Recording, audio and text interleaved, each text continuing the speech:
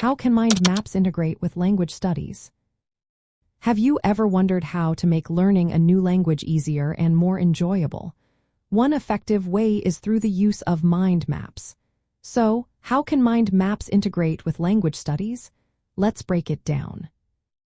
Mind maps are visual tools that help organize and connect ideas. They work well for language learning because they reflected how our brains naturally process information. When you create a mind map, you start with a central idea, like a specific topic in the language you are studying. From there, you branch out with related words, phrases, grammar rules, or cultural notes. This structure helps you see how different concepts relate to each other, which can boost memory retention and comprehension. One of the main benefits of mind maps is vocabulary acquisition. You can visually group related words, such as food items or travel vocabulary, using colors and images. This multisensory approach makes it easier to remember new words and their meanings. Mind maps also simplify grammar and sentence structure. You can break down complex grammar rules into smaller parts, showing how tenses and sentence components connect. This method helps you understand and apply grammar in real-life situations.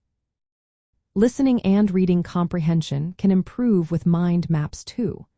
By mapping out key ideas and vocabulary from audio or text materials, you can better organize and recall information. This leads to a clearer understanding of what you are learning. When it comes to speaking and writing, mind maps can be great brainstorming tools. They help you organize your thoughts before you start speaking or writing, which can promote fluency and coherence in your communication.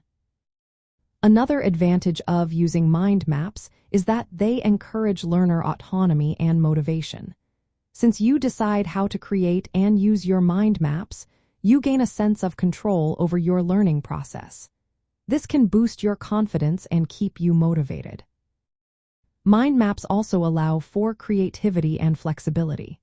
You can express your ideas in your own way, using colors and images, which makes the learning process dynamic and personalized. In practical terms, you can create mind maps for various language study tasks.